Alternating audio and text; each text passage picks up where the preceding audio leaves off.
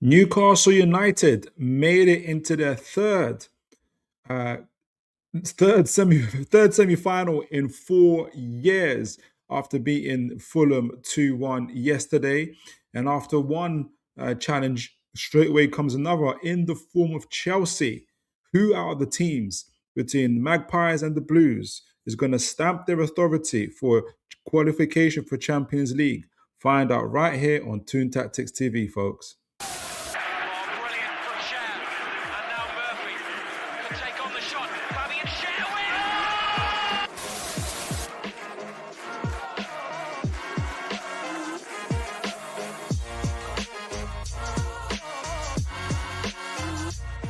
All right, folks. Great to see you this evening, or this morning, or this day. Depends from on where you are, where you're listening to for on Toon Tactics TV. We're blessed to have people that, even though the channel is small, we do have an international audience. People that listen from South Africa, from Florida, and different parts of the world like that, and as well as obviously local people from Newcastle and obviously the UK. So no matter where you are, no matter what you're doing, you could have been anywhere in the world, but you're right here with me on Toon Tactics TV. And God bless you guys. As always, it's a pleasure to be doing the show today. And I'm excited about tonight's show. It's going to have a little change though, but not a change, but an addition, if anything. If anything, technically it's not an addition. It's going to be like a swap in schedule. I'm gonna start off with a scouting profile of two players that have recently been linked to Newcastle United, and both of them come from the same team. And I want to talk about them with you guys and get a vote from you guys, a conversation as to who you think should be starting for, who you think Newcastle should go for if they were given the opportunity. If the team that we're looking to buy them from, Monaco's the team, and the two players are Maghnes Ackliouche, the forward for Monaco, and Lamine Camara, centre midfielder. If Monaco said you can have one of them this January, which one would you go for? So I want to get you guys' views and perspectives of that. And after that, we're going to be doing a review of the Fulham game, and then we're going to get right into the match preview of the Chelsea game. And I think we've already got a Chelsea fan in the comment, I think so anyway, who says, God bless you, John Murray says, no, you have no, I think that's in relation to the to the thumbnail, which is how Toon tamed the Pride of London. It says, no, you have no attacking threat and your defense is wafer thin. Well, we're going to have an opportunity to talk about that. We're going to go through some stats, some tactical breakdown and everything like that. But without further ado, and before we get into it, I want to do this scouting profile, and it comes on the back of, a couple things actually. So let me just make sure I share my screen with you guys first. Is it here? So first of all, where I'm getting it from, there's two things really. One was from Craig Hope. Where is it? And that was from today. Someone was good enough to get it uploaded on their Grok. So Grok kind of broke down the article itself, where where is it? Here we go. Oh, yeah. So this is from.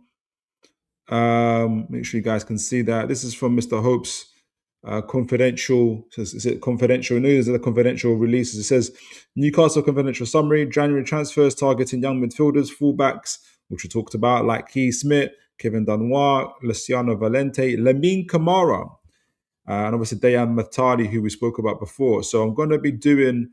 I'm going to be speaking about Mr. Lamine Camara, but I'm also going to be speaking about Maghnes Ackliouche, who last year we did a lot of scouting profiles on him after he was been linked to Newcastle, literally throughout the season, throughout the summer, and it comes from an unusual source, which is I had bookmarked it, but it came from IndyCar. I forgot his surname, but the account, not the greatest. It's the funniest. Well, it's the most weirdest and strangest source, because obviously some people love it, some people hate it. Is it truth? Is it fibs? Is he just there to wind people up? Sometimes he gets things right, sometimes he gets things wrong. Or is it a group of journalists? We don't know.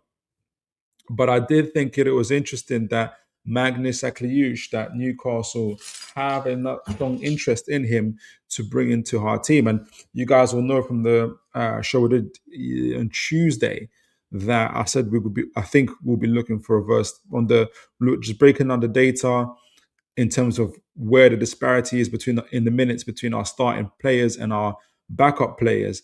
The forward area is one where we definitely need a recruit, as well as the central midfield area as well. So the good thing is, so we've obviously got two players from the same team, and that is Lamine Camara and Maghnes Ackliouche. And so let's do a scouting profile on them. And remember, guys, throughout, I want to know from you guys in the chat. And as always, do remember to like, share, and subscribe. If we could only pick one, if we could only have one of these guys in this January transfer window, which one would you pick? Which one would you want? And before we get into there, I want to give a background in terms of Monaco themselves, because we want to be able to understand how the team plays, as we always like to do when we're doing scouting profiles. We want to know about the team that they're playing in, about the league that they're playing in, and what is their position and what they're meant to be doing, so we have a better understanding of why their stats are the way they are. Now, Monaco are currently coached by Sebastian Pognoli. He's an aggressive, and under him, they play an aggressive, high-pressing, dominant form of football that emphasizes rapid transitions and ball control. Their tactical approach is to be dominant and aggressive in the pressing. They have rapid transitions. They sound like Newcastle, don't they? Especially the Newcastle in the first couple of years under Eddie Howe. Positional play, we're more man-to-man. Play principles, they implement modern, well, we were anyway. They implement a modern positional play principles focused on creating numerical advantages during build-up play, and that's where Maghnes Ackliouche is very, very clear, important. And flexible formations. So while often deploying a base of a 4-2-3-1 or a 3-4-2-1 formation, so different from Newcastle, they're a bit more narrow in how they play, although, and that will kind of explain about how Maghnes plays. The team is flexible and adapts in the shape depending on the opponent and match demand. So they have wing play and crosses. The system utilizes attacking wing backs to provide frequently creating crossing situations from wide areas. So the club's philosophy revolves around entertaining an effective approach to the modern game, requiring physical fitness, tactical discipline from its players. Some similarities, obviously, to what Newcastle United do, and hence why, obviously, we are looking at players from their team. We're looking at two players from their team, especially.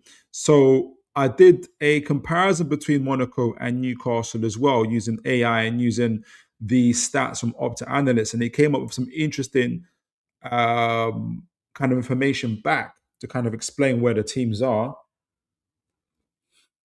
which will also show you where those players are and how they could fit into Newcastle. So it came back to me saying that Monaco are arguably the more complete team. So they're identity defined by three things. They're aggressive and proactive. So they combine high possession, 54.3%, with an aggressive press. So they're a bit more aggressive in their press than we are, allowing them to dominate territory and start attacks high up on the pitch. So they literally start from their press from 48.4 meters. I think we started from about 43, 44, something like that. So they're higher up the pitch in their press. They're clinical in their lethality, so they're on +6 goal over performance. Suggests they have elite individual talents, and I think one of them is Bereth himself, that convert difficult chances into goals, making them incredibly dangerous when not playing at their best.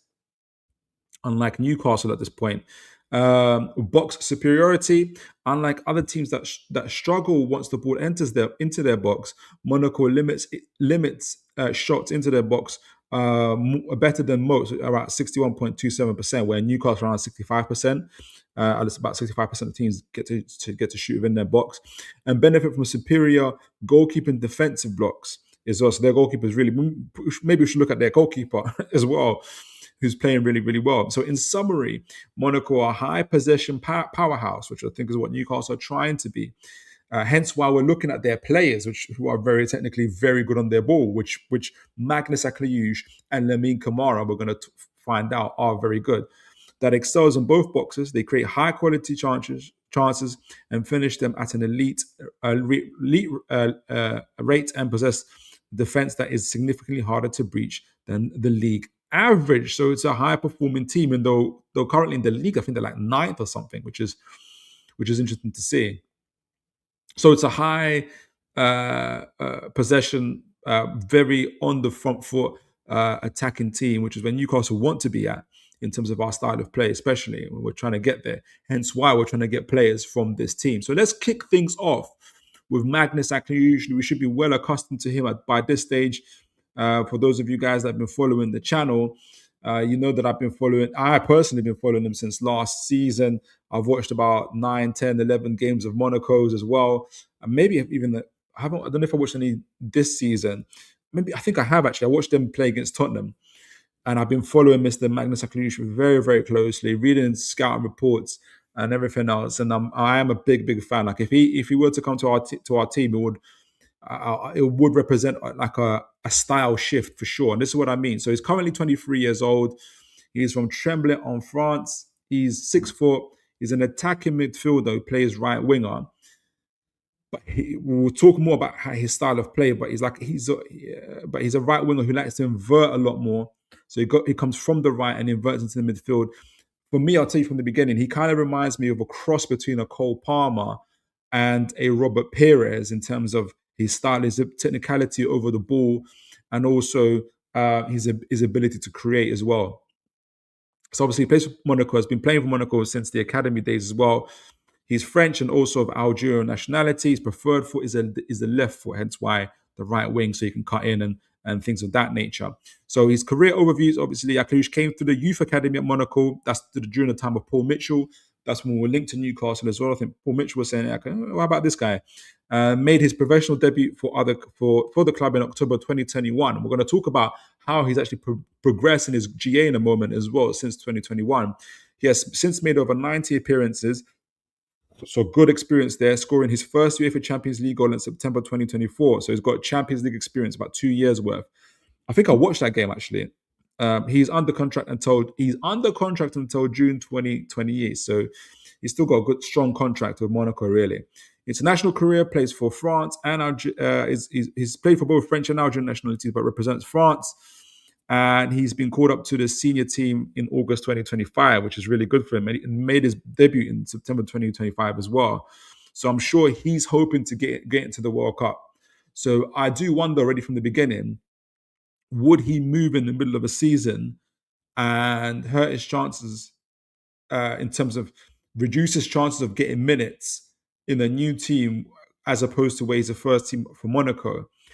At the same time, I thought to myself, well, the players that are ahead of him in Rayan Cherki, Olise, are arguably, well, especially Rayan Cherki, are playing in better leagues. And if he were to move to the Premier League and show to be successful and hit it off, maybe that might press his case even more to be a starter for the French league team. So there's different ways you can think about it. So his style of play, and we talked about it, which is Ackliouche's style of play, is centered on creating opportunities and posing a goal threat. Is very creative, which is what Newcastle need, especially from their forwards at the moment. He has a higher passing accuracy and makes many shot-creating actions and progressive passes, though he can sometimes be less effective at carrying the ball forward himself. So he's about 79, 80% percentile in that. So just to add to that background, obviously he made his debut for the Monaco's first team in 22-23, but he became more of a first teamer from the 23-24 season right up until now. And he has showed progression in those years. So in 2023-24, he played 28 games with 7 goals and 4 assists, so 11 goal contributions. The following season, he had 5 goals and 10 assists, so 15 goal contributions there. And already this season, where he's played 15 games, he already has 3 goals and has 2 assists, so pretty much 1 and 3 goal contributions for him. And it's looking very likely that he's going to do better in terms of his GA into the next season. It's always good to see a player who is getting better and better with the more seasons and the more times that he plays. So, like I said, I'm a real big fan of Maghnes Ackliouche, and it'll be interesting to see if he does get into our team. So let's have a. I wanted to get his before we get into we show highlights of him. Let's have a look at his stats on FB Ref if we can, and see how he is performing and what he is doing. I did have something. Uh, is it here? No. Yeah, let me FB Ref. Is it here? Let me get the FB Ref on. Share screen. And let's see how he is performing, how he is doing. I think I still need to search him, and we'll get on it right now. Make sure you guys can see that. Yes, you can. All right, so let's get back on it. Maghnes Ackliouche. Let me know, guys. He's trying to get into that France team. Is it worth his time? Would it boost his chances of becoming a starter in the World Cup? Should he move to Newcastle mid-season? He's currently on. Just for you guys can see here, he's currently on 61,000 euros, nearly 62,000 euros, which is probably about what 50k, and that's no money to Newcastle at the moment. So we can definitely get him over the line. It's interesting if you look at him. So he's got like two profile of players that he's similar to. If you compare him to an attacking midfielder or wingers, he's got a close resemblance to statistical similarities, Christian Pulisic, Florian Wirtz, very interesting, Cole Palmer, as I talked about, Serge Gnabry. So he's in those type of conversations there. Further down, Jude Bellingham. So you can see what kind of fold he's coming from, or what kind of similarity of player. And if you were to compare him to midfielders, if you were to play midfield, for instance, they look at Alex Baena, Tijani Reinders, Martin Erdegaard, Phil Foden. It all sounds for me relatively like he's in good company, put it this way.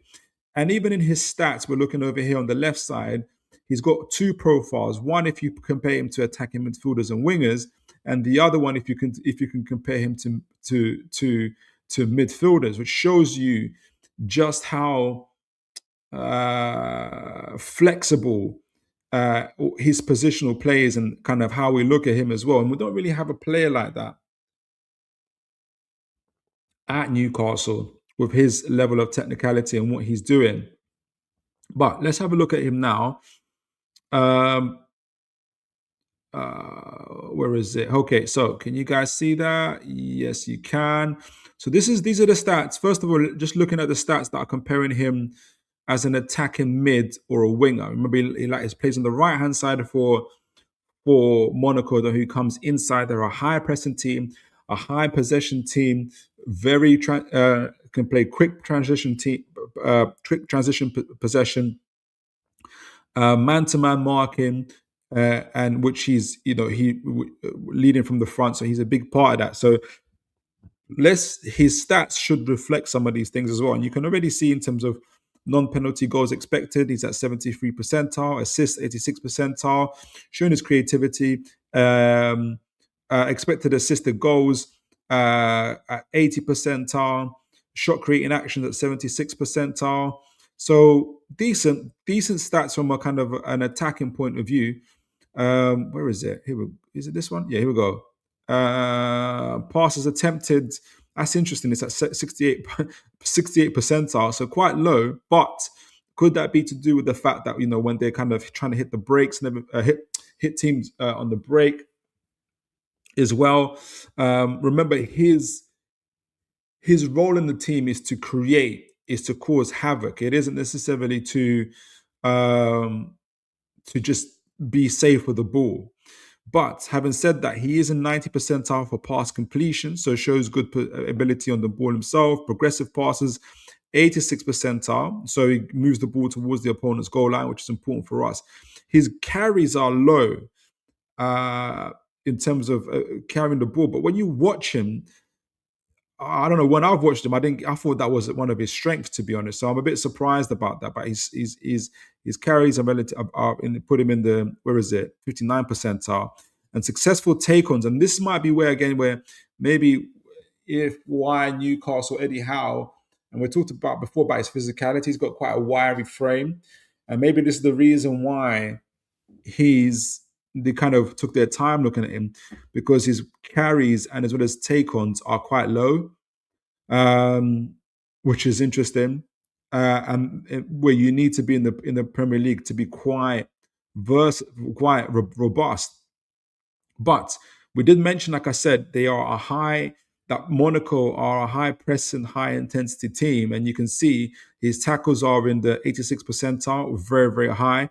Interceptions at 90 percentile. So his defensive duty and pressing duties, he is very, very, very, very good as well. So we talked about the expected XG. Shooting, let's look at his shooting stats. Not the greatest either again. Shots from free kicks, 72 percentile. Penalty kicks made, 70 percentile. Attempted, 76 percentile. Shots on target, 51 percentile. Shots total, 52 percentile. So it has been noted in his scouting reports that shooting is something that he needs to improve on. So again, these are the things that Eddie Howe will be looking at, and the recruitment team, perhaps why they didn't, for instance, press the button on him in the summer. Maybe other teams as well, even though there's been a lot of rumors, but they haven't really pressed the button on them.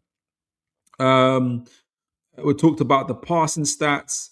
There's everything else in there. Passes attempted, 78 percentile. Passes completed, short passes, 72 percentile. So they're not like but that's Monaco's style of play. They're not like a high, they're good in the possession, but not, possession isn't their biggest thing. They also do play quick transition plays, of which Mr. Ackliouche is a big part of as well. And you can see it in the pass completion rate from medium passes, 15 to 30 yards, trying to get the ball up the field, 89 percentile. That's where you see it right there. Long passes, 97 percentile. And that's where, again, you kind of looking more towards the team that he's playing with. He has that capability. He's pretty good in possession, right? Passes into the final third, 88 percentile.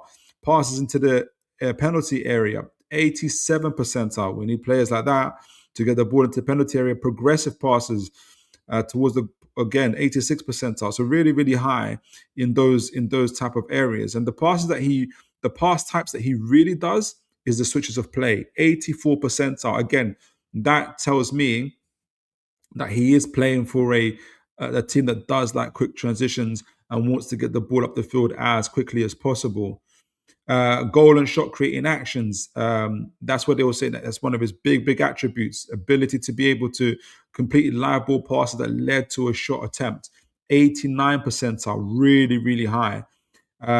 Defensive actions that lead to a shot and attempt, 91 percentile. Remember, Monaco are a high pressing front footed team, so it's not a surprise to see that. But what's good is that he's a big part of that in terms of getting his tackling, recovery challenges, anything that they need to do in order to be able to get the ball into the opponent's half. And that is something that Eddie Howe and the recruitment team would really, really like. Completed live ball passes that lead to a goal, 92% are. So he's very super creative, and that's what Newcastle really, really needs. So his shooting might not be the best, but his creativity and his passing is very, very good. Defensive work, we talked about it. 86 percentile, 88 percentile tackles won, really good. Tackles in the middle third, higher pressing team Monaco, 92 percentile. So he would really be, a Newcastle type of player in terms of his ability to press and to win the ball high up in the opposition half. Interceptions, 90 percentile, shows anticipation and intelligence there. Tackles and interceptions, 87 percentile. Again, Eddie and his team would really, really like that. He in the 72 percentile for touches on the ball. Though again, when I'm watching him, it feels like he is on the ball. I think it's more to do with Monaco's style of play, why that's not higher. If the team is more possession based, I think he'll be able to handle that, in my opinion, as well. Take-ons, really. Okay, so he has got successful. I don't know what the stat I read earlier, but successful take-ons completed.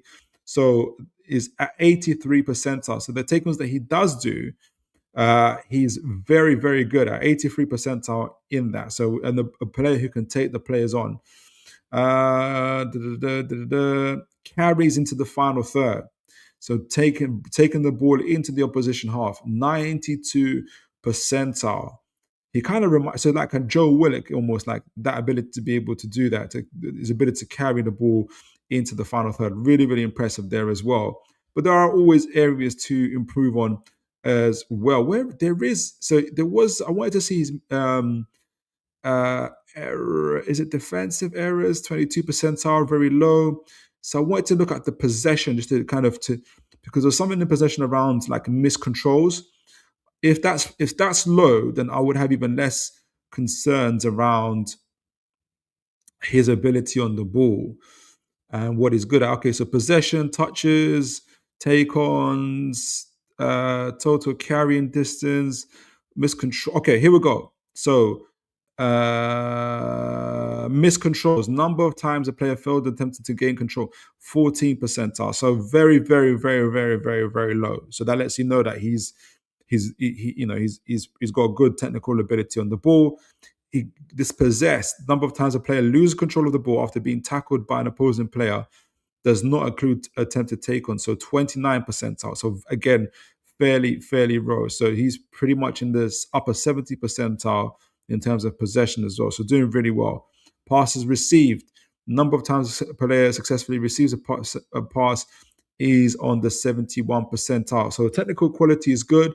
Certainly there's areas to work at. And I can see where perhaps Eddie Howe and the team would have hesitated a little bit, but I can also see where there's a lot going for him as a player. And I can see my camera's just come off annoyingly. Here we go. Are we back?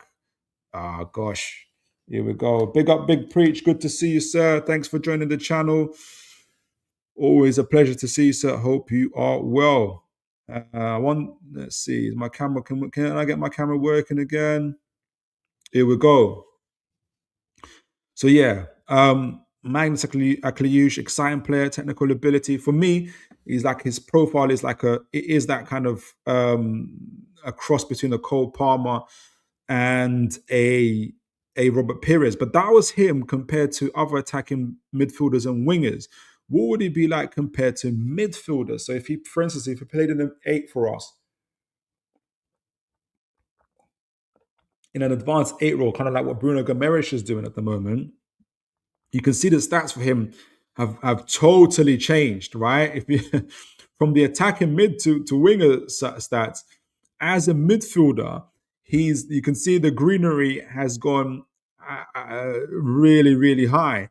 Non-XG penalty goals, 99%. Shots total, 97% compared to other midfielders. So that's super, super interesting. Obviously, midfielders are a little bit further away from the goal compared to wingers and attacking midfielders. So maybe that's why a lot of these are a little bit higher, but you can see at what level he's operating at when he's in those areas. 98 percentile for everything else, shot creating actions, non-penalty expected goals plus assists. So maybe it is from the midfield area when he comes from the right into the central areas. That's where he's most lethal. And that's why I compared to him to Cole Palmer in those areas. Obviously, Cole Palmer is pretty much lethal across the field. I think that's why he gets into that elite category himself. Progressive carries, we talked about earlier, goes into the 99 percentile. Now, I think the big reason why there's such a disparity between the carries between him being a midfielder and him being a winger or an attacking midfielder is he doesn't have doesn't have the greatest acceleration. Remember, I matched him up a little bit to Cole Palmer. He hasn't got that acceleration. He's got obviously the ability to get past the man, but you'll see from the highlights, he hasn't got that acceleration or that kind of running power But he does have the as a winger. So compared to other wingers, it'd be a bit slower. But in the midfield areas, you can he's got enough. He's got that. You saw the matching up to Cole Palmer, Erdegaard, Florian Wirtz. He's got those type of technical qualities that allow him to kind of get past the man. And that's why his stats are so much higher in those type of areas. Successful takens, 99 percentile, touches, 99 percentile, progressive passes received. So him taking passes, when he's in the opponent's half and receiving them, that kind of like what Jacob Ramsey does for us now, is in the 98 percentile. So I wonder how Newcastle are looking at, if they are looking at Maghnes Ackliouche, and I really hope they are they looking at him as a right-sided player, or are they looking at him as a midfielder in those central areas where he'll be probably on the right-sided 8 attacking percentile? Again, standards continue to go a little bit higher. That we talked about those. Shooting, even his shooting goes into the 90 percentile compared to being a winger. And again, I think it's to do with his pace. Shots total, 97. Shots target, 97 percentile. Average shot distance, 81 percentile. Penalty kicks made, 92 percentile. He's very much in the 90 percentile for all these areas. Passing is changes totally. His passing is very much in the low percentiles for passes attempted, passes completed, dramatically. And again, I think this is to do with the quick transition style of play of Monaco. And you can see in his passes, which are long, so 30-yard passes, 87 percentile, assists, 99 percentile from a midfield area. Key passes, 89 percentile, passes into the penalty area, 95 percentile. So he really is that Cole Palmer, Erdegaard, Florian Wirtz type of mode of player when it comes to him playing in those midfield areas himself. Shot creating actions through the roof again, 95 percentile. Shot creating 97 percentile. 95 percentile for 99 percentile for shot creating actions and take-ons. Shot creating actions that lead to shot attempts, 69 percentile. Shot creating actions and defensive actions that lead to a shot attempt, 86 percentile. Goal creating actions, the two offensive actions that directly lead into a goal, 96 percentile. So super high coming from those central midfield areas as well. Possession, touches in the attacking third. Again, this is him in the advanced areas of the pitch where he spends a lot of his time, and you'll see in his average. We'll see his heat map in a moment. Touches attacking third, 97 percentile. Touches, 99 percentile. Take-ons attempted, 98 percentile. Successful take-ons, 99 percentile. He's in the 90s. Newcastle must be looking at him as an advanced 8, in my opinion. Carries into the final third, 99. Progressive carries, 99. Carries into the penalty third. Missed controls down to 1 percentile. Dispossessed down to 1 percentile. Playing from the midfield as a midfielder. Yeah, he's good. I think he must be a right 8 for Newcastle if we're looking at him. Progressive passes, 98 percentile. Really good. Let me see where his average heat map is, because that would add a little bit more to what we're doing here. And then at some point we'll get onto Lamine Camara. But remember, guys, we're comparing. We're gonna both Lamine Camara and Maghnes Ackliouche play for Monaco. And the question we want to ask is, if Monaco says you can have one of these players in January, you can't have both, which one would you take? So we've got Mr. Ackliouche on screen here. Where is his heat map? So this is him in the season so far. So this season so far. So you can see him. This is from left. So from left going right, going up towards the field. So you can see him spending on that right-hand side, but also moving centrally as well. You see a lot more heat maps across the field there, but the deep reds are in that right 8/right wing positions, where you got, hence why we had those two different stats as attacking midfielder as well as a winger there. And also obviously is spending a good amount of time, decent amount of time in and around the box as well in those areas. That's him this season. How is he?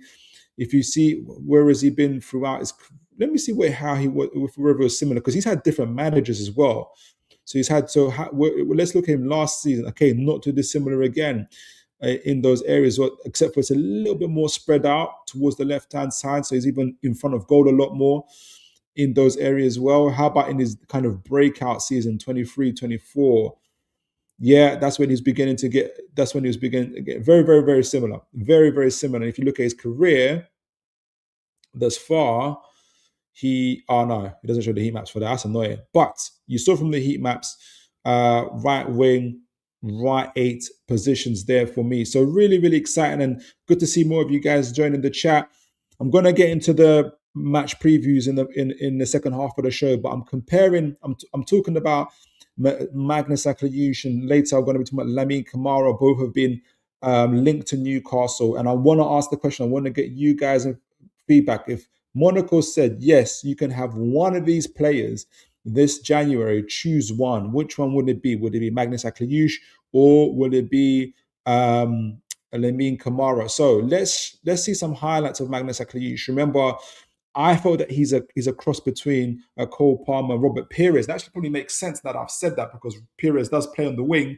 Cole Palmer obviously is he's a right wing forward who goes centrally as well, which is what he does. And you can see Ackliouche has got different stats as a midfielder as well as an attacking midfielder / winger. He's got those type of attributes. But his stats go through the roof if you're looking at him as a midfielder. And you can see from when we say midfielder, we saw from the heating map, it's more like a right 8 type of player as well. But you can see why they like him going out on the wings as well. Really good technical. And you'll see as well from these highlights what I mean about his pace. Here they've compared him to Michael Olise, Angel Di Maria, and Mateus Saul. So that's Brazil scout. That's what they've compared him to. He's which is interesting. His ambidexterity, so left foot, right foot, is at 65, so he's not at the highest. So maybe one of the concerns, and I've seen it in scouting reports, is that I'm not going to say he's one-footed, too one-footed, but he's not as both-footed as he could be. He's not Phil Foden type of levels. So let's have a look at him as well. Some of you guys will remember him from before. I remember, you see him attacking those central midfielders. There he is on the left with that left foot. On the right-hand side, good finish.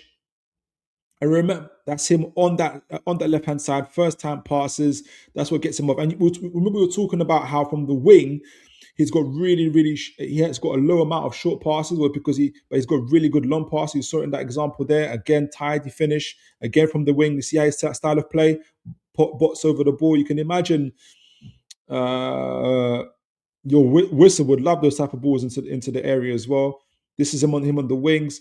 He's got that kind of flow about him. For those that are old enough to know Robert Pires, he's got that type of flow about him. I don't think he's as fast. You can see it. He hasn't got that pace. He's not slow. He's no slow coach, but you can see him there unlocking defenses. Good through ball again. Ball comes across. First time finish. Lovely. Central areas. Can he make the right choice? Very nice. And that's the goal I saw. I think that's the game I watched as well. Really nice play. Make the right decisions again. Attacking those central areas from the midfield areas. That's why. Oh gosh, that's a bad finish. Again, central area. Lovely first touch. Remember, in he's like in the bottom percentile for being dispossessed or miscontrolling the ball from the central areas. And you can see the ability he has on the ball in those central areas that he has. Again, lovely through ball to him. Through the middle, look at that first time touch as well. Newcastle would love that sort of creativity, making runs in behind as well. Put it through the legs. Oof, couldn't get it through there. Central area again. Can you see the pass? Yes, he can. Gets it out wide again. Really good work. Central play, first time touch. Absolutely lethal. Again, first time touch, doesn't waste time. Look at that, doesn't waste time. First time touch. Here we go. One more. We'll see ourselves one more as well. And he can do overhead kicks as well. He can do overhead kicks as well if you ask him to. Lovely finish right there. So that is Maghnes, Ackliouche. And I'll be coming back to him. I'll be asking you guys, would it be Maghnes, Ackliouche, or would it be Lamine Camara for you. Good to see you. Aaron, God bless you, even to you. Lamine Camara is excellent, can play 6 or 8 positions, but Ackliouche gives another dimension in attacking phase. Absolutely. Someone like Ackliouche is the key to unleashing Voltemada. As he's left-footed, he's going to get close to Voltemada and can form a deadly partnership, so technically excellent. Yeah, I can see him unlocking a good few players with that ability. He would love to have the runners that we have in Gordon, Barnes, Elanga, all those type of players. He'll be like a kid in the playground. Very, very good. So from one Monaco player onto another, I've got a little bit less time with Lamine, but we're still going to advertise him as best we can. Some really, really good scout reports on him as well. But as said, Lamine Camara plays for Monaco, is age 21 years old. He stands at 5'8", so he's not no towering Goliath in the midfield area. But he is central defensive and attacking midfield. He can cover all those areas, which is what Newcastle really love in their technical players. Senegalese nationality, he's preferred right-footed player. Club career, Kamara has begun his senior career with a generation foot in Senegal before moving to French side Metz in 2023.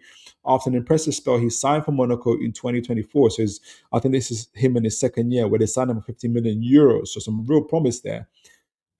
He's a full Senegalese international.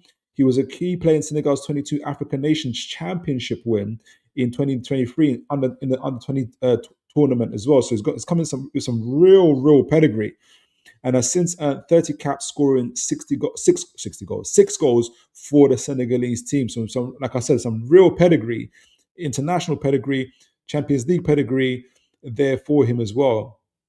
Style of play, Kamara is known as a versatile all-action box-to-box midfielder. So sits right well with Tonali, Bruno Gomes, all those guys as well.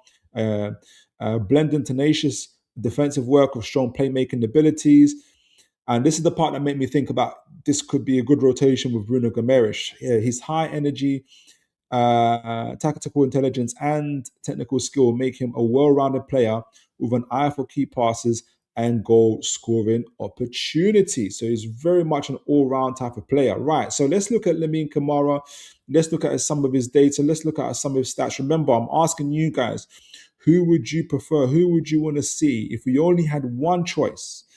If you only had one shot, as the Eminem track says, if you had only one choice this January, would you go for Maghnes Ackliouche or would you go for Lamine Camara? So let's look at Lamine's stats and how he's doing. Oh, let me look at there was a good scouting report that contains all this stuff. So it's going to be slightly different for him. Right, I forgot do I have the gentleman's name on here? It's Trim Sorum. This scouting report was done in February 28th, 2025. And what he done was, just to break it down quickly for you guys, he was looking for the elite midfielders in Europe and kind of referencing and using Gravenberch and Casado as his criteria for doing that. And he kind of crunched it down to a number of midfielders, which included Lamine Camara amongst a host of other really, really good players. But in this report, as he's talking, Lamine Camara really stands out for him. And what he says is that we found our ideal deep lying playmaker in Lamine Camara, deep lying playmaker, which is how Bruno Gomes started off with Newcastle. To dive deeper into his stats, let's look at the radar chart, which compares him to all 258 midfielders. So he really went to town. Hold on, how do I come out of this? So he compared him to 250 other. So it's a comprehensive scout report. Under 27 years old in the top 5 leagues, and you can see where he's excelling in touches, touches in the middle, touches in the attacking areas, progressive passes, tackling and interceptions, 92 percentile, tackling in the mid areas, 96 percentile. Again, remember, Monaco are a high pressing team and high intensity team, so it really suits us to be looking at players who are playing it for this team as well. So the first thing it says, first we can see that Camara ranks in the 90th percentile for touches, with the majority of them occurring in the midfield. This suggests that he's very press resistant, a trait that is supported by his low scores of miscontrols and dispossessions in the 11th and 19th and 39th percentile. These statistics are inverse, so lower percentile scores are actually positive indicator. Obviously, if he's in the lower percentile for miscontrols and everything else, it means that he's really, really good. 83, he's 83rd in the percentile for progressive passes, which is impressive but not unexpected given his style of play. However, it's his defensive stats that stand out. He ranks 96th percentile for tackles in the middle third, meaning he's extremely active and effective in defensive transition actions. Tonali, handling physical demands of the game with ease, and God forbid should Tonali leave this summer, Lamine Camara would be a good successor. Hopefully they all stay. We'll see. On top of that, he scores in the 92nd percentile for tackles and interceptions and 88th percentile for ball recovery. So really, really good, intelligent, and high anticipation type of play. In short, Camara is an incredibly well-rounded midfielder who excels in both progression and disruption. Exactly what we're looking for that role, and exactly what Newcastle have in their players as well. Obviously, they compared him to Ryan Gravenberch, who is pretty much the pinnacle of that for them. Where is it? So while Camara and Gravenberch share some similarities, their skill sets cater to different roles within the respective teams and systems, with Gravenberch standing out as more dynamic ball carrier and a master intercepting and winning aerial battles. So, and this is a really good conclusion of Lamine Camara. They give a really, really kind of high praise for Lamine Camara in this, where he says, we began our data search for what I referred to as a deep lying playmakers, and our final pick based on both offensive and defensive metrics is Lamine Camara. So out of the 258 midfielders, Lamine Camara came out on top, right? For them, obviously comparing them to not on top of Gravenberch. Gravenberch was the kind of the pinnacle of that. So while deep line playmakers have traditionally been viewed as smooth, silky single pivots like you had Marek or Carrick's, I wanted to focus on a profile that excels across multiple areas, which Newcastle would love to do. Camara is not a typical six, but rather a player who stands out in both attacking and defending, and we would like to categorize him as a 6 and 8 hybrid, which is what Aaron was talking about as well. So while we haven't found the ideal Rodri replacement in terms of pure ball controlling, deep line playmaker, we've identified a more physical profile in Lamine Camara. His skill set goes beyond just moving the ball and controlling tempo. He takes on more responsibility, excelling both in defensive transitions and progression. So he can eat up a lot of ground. From watching his play, it's clear that he's highly aggressive off the ball. He's also able to receive and drive forward the ball into a position as third, showcasing his versatility. Sounds like Tonali as well. On top of that, he's contributing to goals and assists, having netted 2 goals and registered 6 assists so far this season. That was in February of last year. Camara could easily thrive in major offensive roles in a double pivot. For all of you that are begging for a 4-2-3-1, Camara is your man, thanks to his ability to cover large distances. But I could also see him playing as an 8 in a midfield 3 in a team like Manchester United. Boo! He could fit well in the demanding 2-man midfield role. All in all, he's an incredibly exciting midfielder who could very well make a move to a bigger club in the near future. Hopefully, that bigger club is Newcastle United and not Man United. But really impressive stats there. Really good. Not stats. Stats and scouting report. So 6 and 8, all round, all action, box to box midfielder is how Lamine Camara has been described. So let's have a look at him. Let's have a look at him on the highlights. I remember I'm asking the question, guys, who, if you could only choose one player, would it be Maghnes, Ackliouche, or would it be Lamine Camara? You let me know. So let's have a view on him on 360 editions. For again, also playing obviously for Monaco. They're obviously, as we mentioned before, high intensity, high pressing, up the field type of team. There, you'll see them sometimes in the red and white, but you also see them in the green in their away kits as well. So you can see those recovery challenges there. Picking up the ball. You can see that creativity there. They talked about it. He has it. Decent shot on him as well. Not too bad at all. First time, lovely free kick, lovely curling shot there. First time, and that's him playing for Senegal. That's him score. Is that him from the halfway line? Goodness gracious! So you can see he's got that ability. He's not just uh, a tough tackling midfielder. He's also got some finesse about him on the ball. There, takes the ball, all action, lovely through the legs, doesn't waste time, picks up again. Great carry, great dribbling out of position play. Recovery challenge, boom, lovely challenge there. He's 5'8" and he's still able to get those type of tackles in. Lovely work from him there. Tackle again. That went to Magnus Ackliouche on that occasion. Oh, first time finish. Lovely. Again, great. That ball was gone to is that on the Minamoto, I think it was. Oh, beautiful, beautiful goal there. And that was set up by him as well. So he's got some really good finesse kind of touches and passing as well. Again on the ball, great challenging as well there. We'll have a couple more on the highlights. So let me know, guys, who would you, if you could only pick one player, Maghnes, Ackliouche or Lamine Camara, who would it be for you? Who I remember from the show I did last week when we talked about disparities and we need positions more.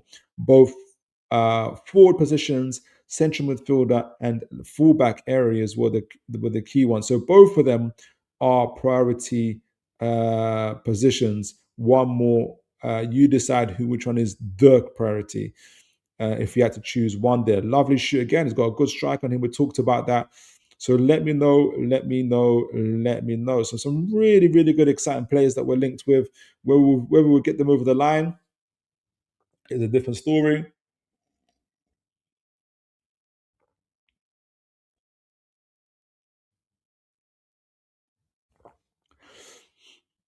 But it is really good to be linked to them otherwise. Why are we picking Oliver? I'm saying what the reason why I said that Oliver is because both of them come from Monaco. Both of them are current Monaco players. So what I've said is um, this January, if Monaco say, okay, you can have one, you can buy one of our players because it's January, we can't sell both. We can't sell both our best players. That's like someone saying, coming to us, friends, saying, we want Bruno Camara and Tonali this January from you. We're like, no, we're not doing that. We're not doing that. So essentially, what I'm creating a scenario where they're saying, pick one. Which one would it be? Which one would you pick? So that's the scenario. Aaron says Lamine Camara is excellent, can play 6 and 8. Yeah, positions, but Ackliouche gives another dimension. Yeah, I think I read that one. Sorry. Aaron says someone like Ackliouche is the key to unleashing Voltamada. Oh, I think I read that one as well. Actually, yeah, yeah, yeah. Okay, so for me, both of them are fantastic, but I think for me it'll be Magnus Ackliouche. Not only would he, because I think he can cover both positions in the central midfield areas as a right wing forward, and he's just a different type of player to what we have and what he can do, and he's a different type of profile, and I think he will do really, really, really well in our team with his passing and his technical ability on the ball, surrounded by runners. Um, and like Aaron says, him, Voltamada, surrounded by our runners, Gordon, Ilanga, and everybody else, they'll be unlocking a lot of potential with their ability with their potential with their ability to kind of with their ability on the ball and the ability to pass as well. So and his progressive carries, his successful take-ons, really like his ability to control the ball in the middle of the park will give us that possession, that technical ability we need to keep the ball as well. Will be absolutely important. So for me, it will definitely be Magnus Ackliouche. But yeah, in the chat, do let me know. Do let me know. Do let me know. All right. So before we move on to doing a preview for the Chelsea game, we want to do a match review of the game against Fulham. First and foremost, deep relieved breath from me, and I'm sure for everybody else. I'm just happy we got through. Um, I was nervous throughout the game, and I don't know if you guys saw when Miley scored. Bruno like literally just hugged him and put his head into his chest, like thank you, like just saying thank you, um, like thank you for that. For me, Bruno, he really kind of depicts to me what a lot of us Newcastle fans, what the club means really, but also like in his kind of everyday actions in terms of like what that game meant. Like it was a big relief, huge relief. That's those celebrations were celebrations of relief. It was for me for certain. It was for me honestly for certain of huge relief, and how we got over all the line was absolutely brilliant. And you can see again from our just quick overview before we get into the starting lineups. In the attacking momentum bars, we dominated the game. I think we also got the higher XGs and everything else. But obviously, Fulham had a number of changes they had to make because Iwobi, Bassi, and others had to go to AFCON. But we also rotated. We made 6 changes for this game, right? And that is Wissa for Voltamada, Murphy for Elanga, Barnes for Gordon, Ramsey for he was on the left for us, left 8. He was I've gone out of my brain now. Willock for Tonali, Bruno stayed. Who's the other guy? Not Joe Linton. Who played in our left 8, guys? Was it so Tonali, Bruno, Tonali, Joe Linton? Guys, I don't know who it was. It might be Miley actually, because Miley's gone right. Yeah, so Jacob Ramsey there. Miley had to come in for Hall, who's got a minor hamstring problem. Hopefully, he'll be back for the Chelsea game. I've got him in our starting lineup. And Livramento, who went off injured, was playing left. Shaw came in for Byrne, who had a punctured lung. God willing, he is healed quickly and well. And obviously, otherwise, everything else stayed the same. So we had 6 changes. I don't know how many Fulham had, but definitely about 3, possibly 4 changes as well. But both teams made changes again, highlighting our own kind of improvement in our own strength and depth. We wouldn't have been able to do that successfully last season for sure. Okay, so if we look at overall view for the stats in the game as well, as I mentioned, XG 1.50, back to what we were doing before and creating lots of chances. We scored 2 goals, really good goal from Wissa that you guys would have seen as well. Fantastic poacher's finish. His double movement just before that happened as well was absolutely phenomenal. And obviously, Miley's header literally like from the back of his head getting it over the goalkeeper was super impressive. And you can see here as well, we had lots of shots in their box. Fulham had shots in our box. Well, this is what we reduced Fulham to. Obviously, they had that goal in the first half. They had the shot from a block shot actually from Emma Smith Rowe, and they had this missed shot from Kevin in the 19th minute. And that was after that.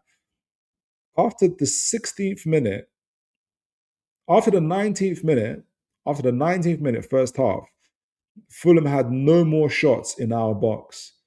Everything was pretty much outside the box. So actually a decent defensive performance, apart from obviously the goal that was conceded, and where it came on the flanks, where again, a danger that we talked about even in our preview, where we said, look, Fulham love to do those wide rotations, and I think Jacob Murphy didn't do enough to come and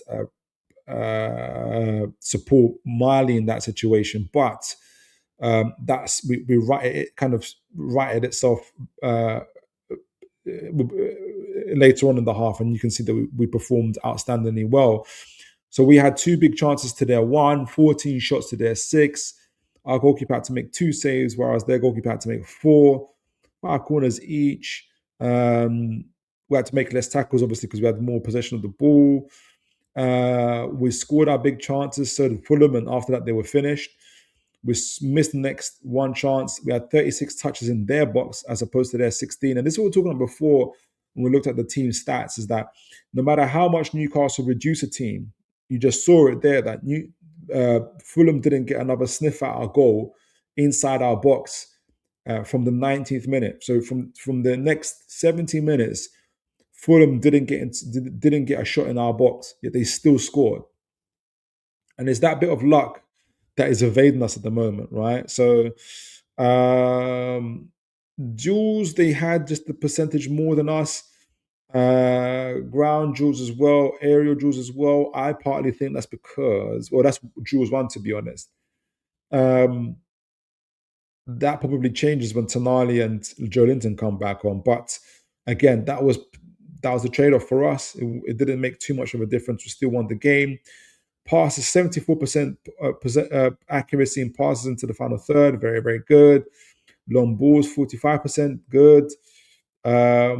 So better with our passing, better at creating chances. Recoveries 55 to their 50. And that's where I think that's where what helps us to kind of shift the momentum in the mid positions of the area as well. So, and obviously, like I said, crucial finishes from Wissa, clinical finish from Wissa, and a clutch finish from Miley, who is very much he's stepping into that role. He's stepping into that role for Newcastle, and he's been absolutely phenomenal. But let me know from you guys who was your man of the match. Obviously, for me, I think it's quite clear. It is Miley. Not clear, actually, because Bruno Gomes was outstanding. Absolutely outstanding as well. I am going to give it, but I think Miley just edges it for me. Playing at right back as well. If you see his heat map, he obviously played at right back, but he was also inverting and supporting the team, but also pushing up the field. And you can see it here in his heat map, pushing up really, really high to ensure that he was on his right. Murphy was able to get up the pitch as well and invert. And you saw how many chances, how many crosses Murphy was able to get. And you saw the difference in our front line as well, guys. You saw the absolute difference in our front line pushing up as well and creating chances, because the midfield was doing that. The fullbacks were doing that as they did in the last game. This time the front line responded and we got further up the pitch. So you can see for Miley, 3 out of 5 tackles won, 1 interception, 2 clearances, 4 recoveries, 6 out of 7 ground duels won, 4 out of 5 aerial duels won, 2 out of 4 successful crosses, 86% accurate passes, 89% in opposition half, 81% successful passes in his own half, 91 touches of the ball. That lets you know the team trust him with the ball. He's now getting into the realm where he can dictate play and the tempo for us as well. Shows how press resistant he is as well, and how, like I said, how trusted he is. Total shots 2, shots on target 2. Really, really phenomenal game. And like I said, Bruno Gomes was also very, very pivotal as well.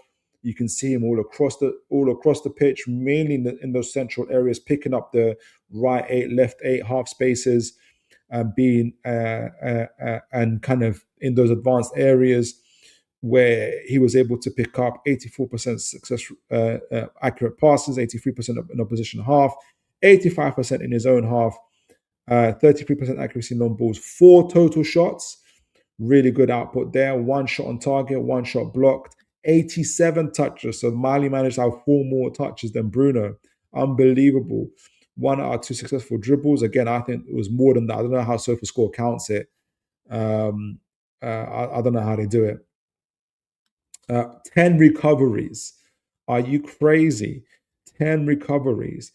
4 out of 7 ground duels won. 2 out of 5 aerial duels won. Phenomenal defensive work there from Mr. Bruno Gomes. Like I said, had Miley not scored that winning goal, I would have been giving it to Bruno Gomes, who's been absolutely crucial and outstanding for us. And obviously, we saw our key man, our number 9, Yoane Wissa, return to the game, and he returned with a goal. You can see the positions he was taking up.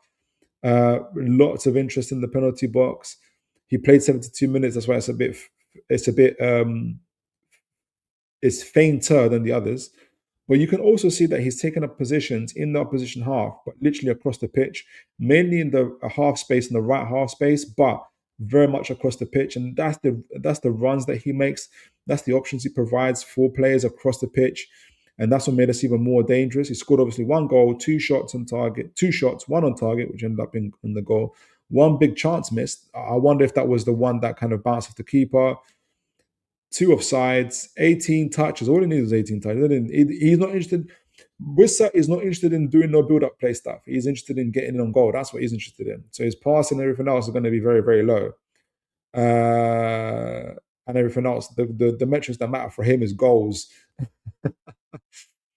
So absolutely phenomenal there. Our attack overall improved. You see Jacob Murphy there. Again, we only had one shot. Last game we had one shot. No one had to cross anything. This game, at least he has one shot as well. But 56 touches on the ball for him. 0 out of 9 accurate crosses. Really? Okay. I can kind of see what they mean. But remember, he had 9. At least he attempted 9 crosses. That's the main thing. 68% passing. His passing hasn't been that great either. This is why I hesitate to have Murphy play at the moment in the Premier League. It's because of his passing, and he's so one-dimensional in his ball carrying, let alone dribbling. But he really is good at crossing the ball. Barnes is okay as well. I'm going to see Ramsey in the moment because Ramsey's an interesting player that everybody keeps him. There's like split opinions on him. So we'll talk about him in a moment. You see here Harvey Barnes getting a lot more into the box because the fullback behind him in Livramento is pushing up a lot. So Barnes is spending time in the opposition box, which none of our forwards are doing in the last game. Real good improvement there. He had 2 shots, 1 shot on target, 49 touches, 1 out of 3 successful dribbles. Decent all-round passing. It's always going to be a little bit lower in the final third areas. 3 recoveries, 2 defensive contributions as well. So he had a decent cameo, not cameo, start as a starter. But Mr. Ramsey here, who I thought showed a composed performance. He played the 90 minutes. He's getting his minutes up now as well. He's showing that he's understanding the system and what is required of his role as well. So you see him in the left 8 role primarily, but also taking up central positions as well. Also has the license to go out wide as well. You saw him a lot in those advanced positions, almost like in a number 10 role, connecting the passes, doing really well. So without seeing that, I expect his final third passes to be quite high, especially attempts. Accurate passes, 87%. Passes in opposition half, 83% accuracy. Passing his own half, 100%. 44 touches, 0 out of 1 dribbles. I don't know how they do it, honestly. Defensive contributions, 4, 1 out of 2 tackles, 1 interception, 1 clearance, 6 out of 8 ground duels. So really, really good defensive work, even though he was in the advanced positions. So really, really good. I thought it was a good performance out of him. A good 6 or 7, 6.5 to 7. And he's only going to get better, in my opinion. So good performance from decent performance from the team all round.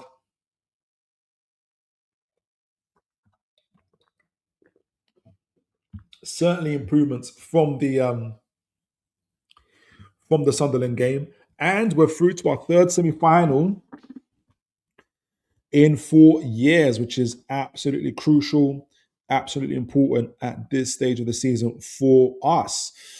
So let me know what you guys' thoughts are about the game as we move on to this week's Saturday 12:30 kickoff. How to tame the pride of London. Chelsea, Newcastle versus Chelsea. Let me know. So, that's why I was thinking, why is it blank? I know I got stuff. I know I got some tactical stuff for Chelsea on this game. Let me know. So, Chelsea have gone through a tactical evolution under Maresca, and they're a really dynamic and flexible team. So let's talk about them. Let's see what we mean by that. So again, big up to the Athletic. I got this material from them. They in terms of how Chelsea play, you're going to see it on the tactics board as well in a moment. But we'll remember this is from last year. They had this box midfield, this famous box midfield that Newcastle played against. Lots of teams played against. They became very, very predictable. Where their fullbacks would invert. They'll join with their midfielders, and they'll create this box midfield that gave them numerical advantage. However, teams learned that either you can push your centre backs up and then you can counter that numerical advantage and you can win your personal duels and you can break on Chelsea, especially down the flanks, and hurt them on the opposition end.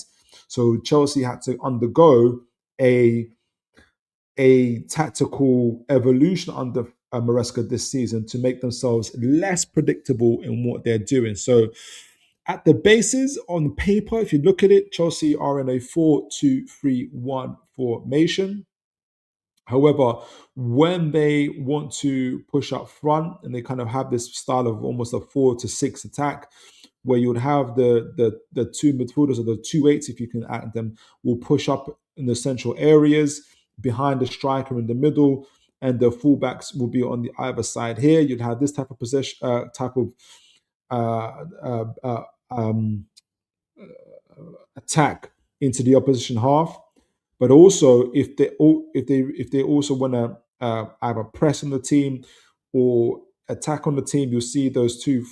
You'll see not only the two midfielders pushing up, but what you have is you have the two wingers here pushing in, and you have their fullbacks pushing up on the outside. So they've not only have they got width, but they've also got a congestion of players through the central of the area where they're willing to where they kind of suffocate their opponents. And you'll see from their attacking stats, really end up creating lots of chances as well as lots of goals for Chelsea.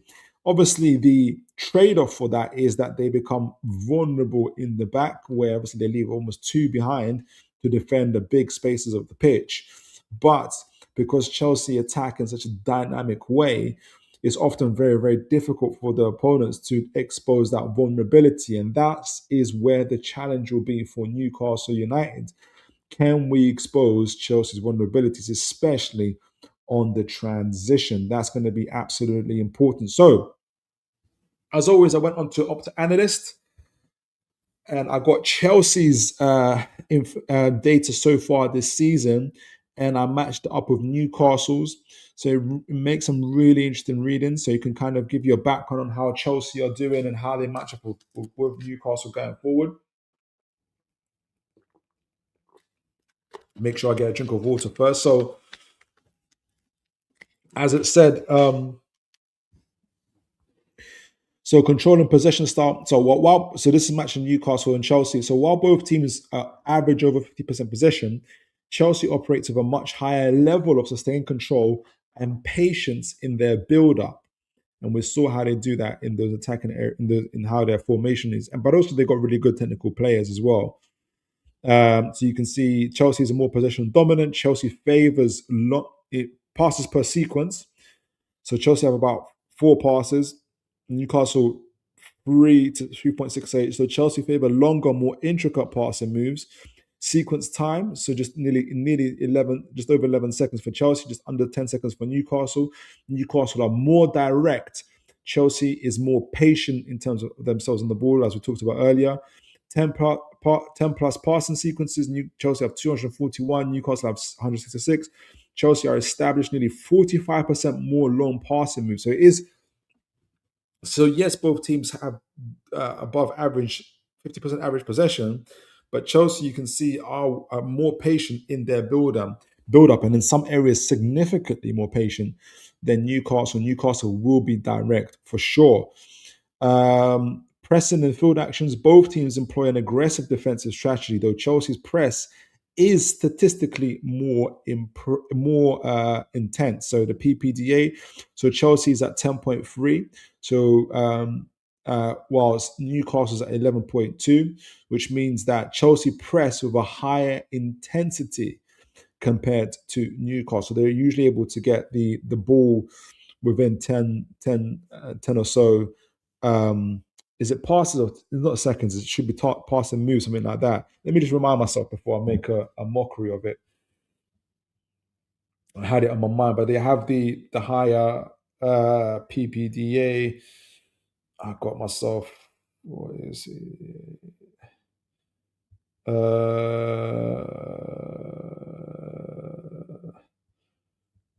uh,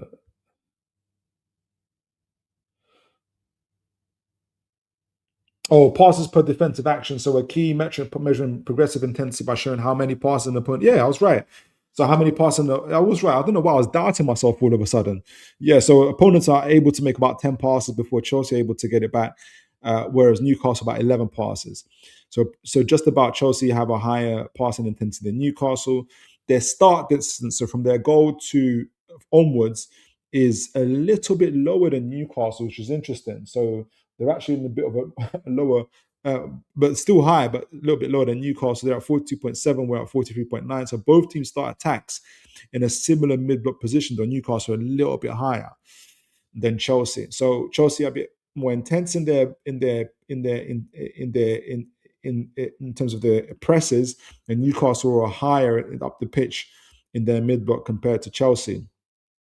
Offensive and quality finishing. So Chelsea create a significantly higher volume of higher quality chances. Interestingly, both teams are currently finishing their chances at exactly the same as the mathematics suggests, meaning that, for instance, if you look at Chelsea's expected goals from the chances they've created, it says they should have 20, which is 27.34. They have scored 27 goals. So what that tells you that Chelsea are performing almost in line with the chances they're creating. So what that tells you that they have a good, and how do I say it? It is by design they've scored 27 goals. They're not lucky and they're not underperforming. They're exactly where they should be according to the chances they've created. It's the same thing for Newcastle. From the expected goals that we've created so far, 21.38, Newcastle should have scored 21 goals, and they have scored 21 goals. So Chelsea's offensive approach by design is we're both performing according to our offensive design, and so far Chelsea's offensive design and structure is better than Newcastle's in terms of producing goals. So that's something to be aware of, right? But both teams are performing according to their expected XG. Not overperforming it, not underperforming it. Defensive vulnerability and efficiency, this is the area of the greatest contrast. Chelsea is significantly overperforming their defensive metrics, while Newcastle is underperforming. So you can read that as Chelsea are very, very lucky because their opponents aren't finishing off their chances, or Chelsea are just in the mode where they're performing and doing really well in their individual performances. Newcastle are on the other end. So you can see here, expected goals against. Chelsea should have conceded up to 20, possibly 21 goals. However, they conceded 15 goals. So opponents can create chances against them. And we saw from the formation, the vulnerability they have in their setup here, the open play chances they have here, opponents should be able to. What it's saying is that there's opponents certainly have opportunities to score against Chelsea.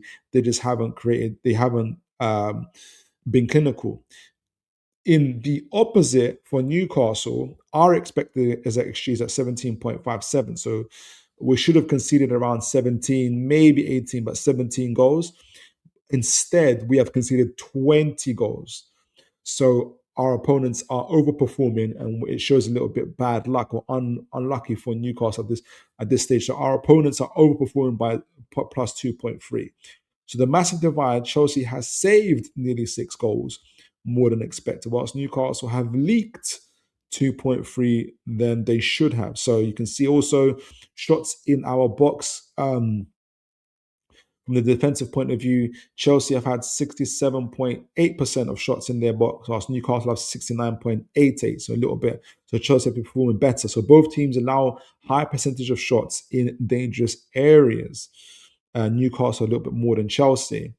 So final strategic assessment. Chelsea's identity, a high control, possession dominant side that prioritizes patient build-up, 241 sequences of 10 plus passes.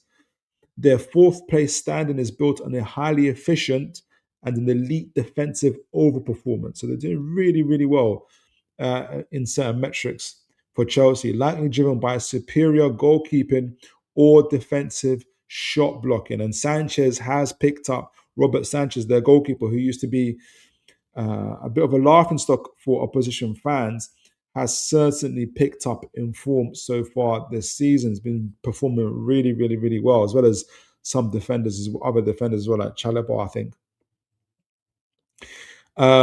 Newcastle's identities were more direct, a high intensity side that creates fewer but still solid chances. We struggle for consistency. We're currently 12th place for that. And we are rooted in a defensive inefficiency, as we have conceded 20 goals when we should have conceded 17 or 18 worth of chances. So in short, Chelsea is more complete and structured team at this stage of the season, whereas Newcastle is more dangerous but fragile side that is currently being punished for every defensive mistake. So that is something to be aware of going into this game. And what is at stake? What is at stake? What is at stake? If we look at the league table before we go to the tactics board, we can see at what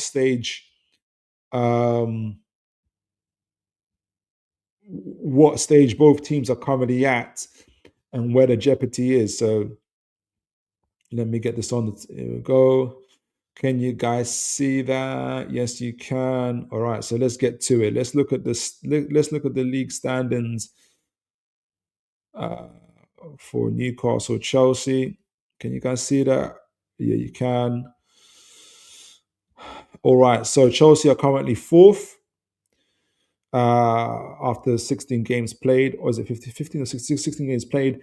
8 wins, 4 draws, 4 losses, plus 12 goal difference, 27 goals scored, 15 goals conceded. Really, really good. Newcastle, though, after 16 games, have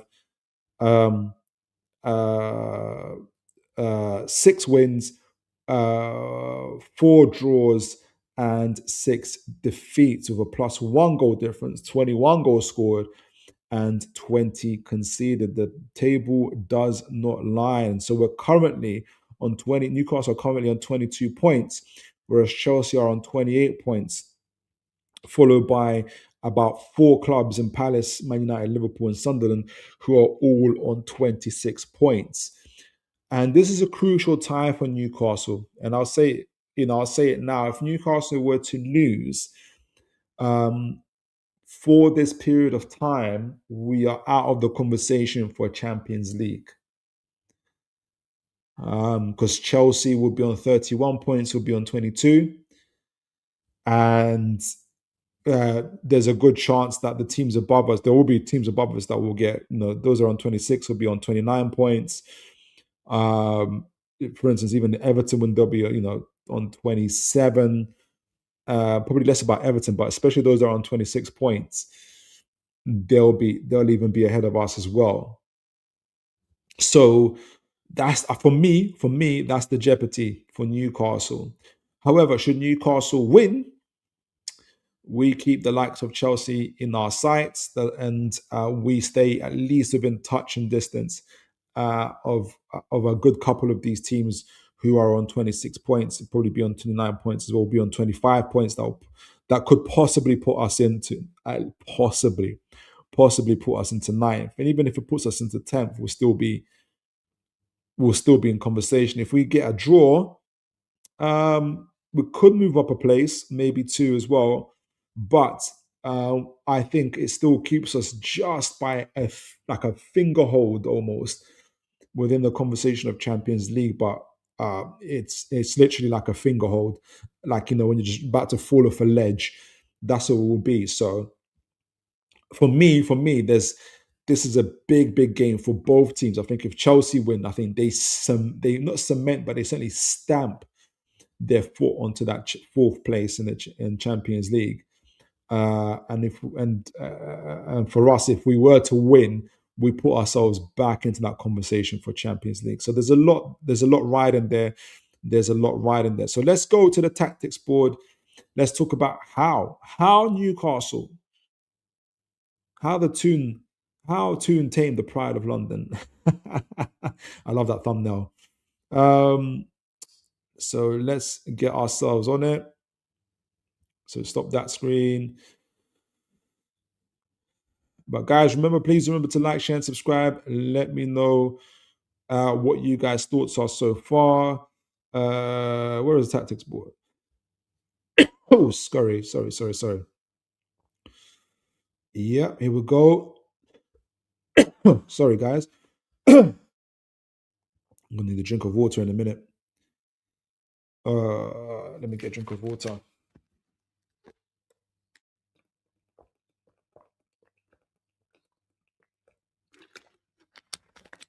All right.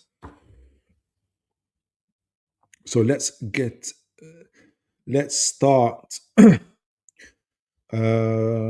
we go. Here we go. Here we go. I wonder if I can bring it up from a. So I have to do a little bit of if I can I do it like that, or is it straight? I want if I could have just loaded it. No, I can't. I don't think I can load it. All right, so let's get it. Let's get the teams on. Let's start with Chelsea, England. Where is it? Premier League. Premier League. Chelsea's there. Here we go, and I've got some saved patterns of play there as well. So we're all good. We're all good to go there. Just need to bring the teams out really. England again to get Newcastle. Find the Premier League. Let me know who you guys' starting lineup will be as well. I still haven't made up my mind really, but who I've got for Newcastle? Well, that's the previous team actually. So let me. So Miley will remain up right back for sure. Livramento will be unavailable. So let me get Newcastle up. I'm gonna say Hall's available. I hope he is available. Joe Linton, Tonali, Gordon, Voltamada,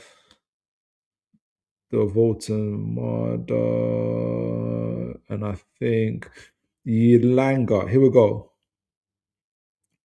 So I think Hall will be fit. I hope he'll be fit.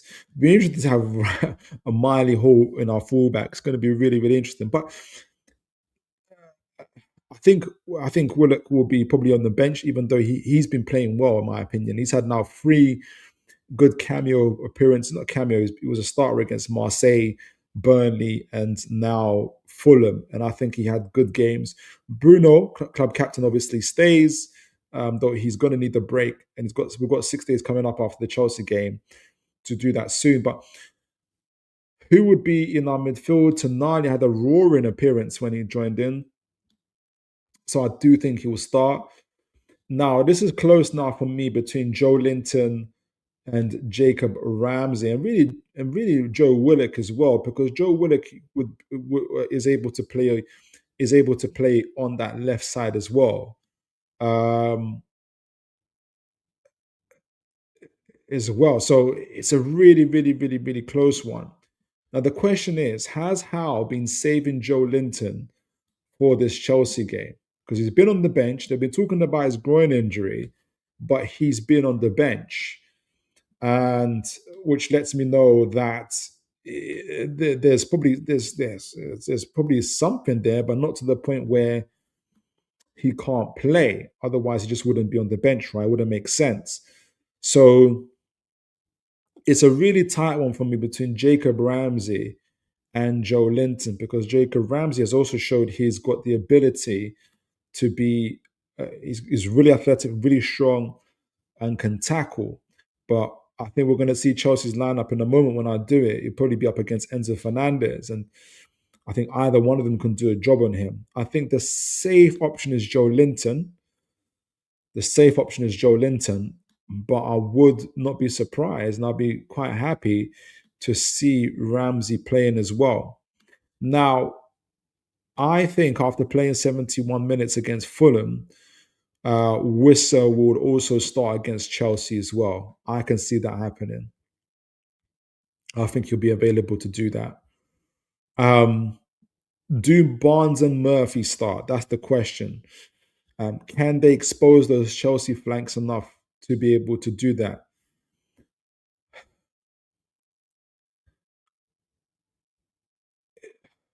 It's a it's a really close one. They had decent performances.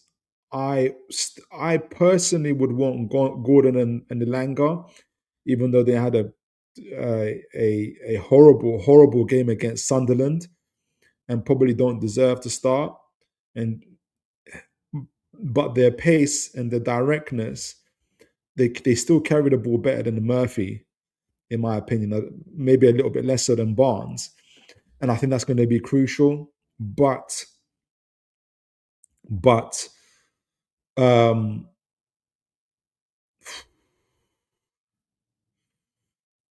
I'll keep it as it is, and as we do the tactics, let's see if we can if we change our mind on what Eddie Howe would potentially do. Okay, so back to it.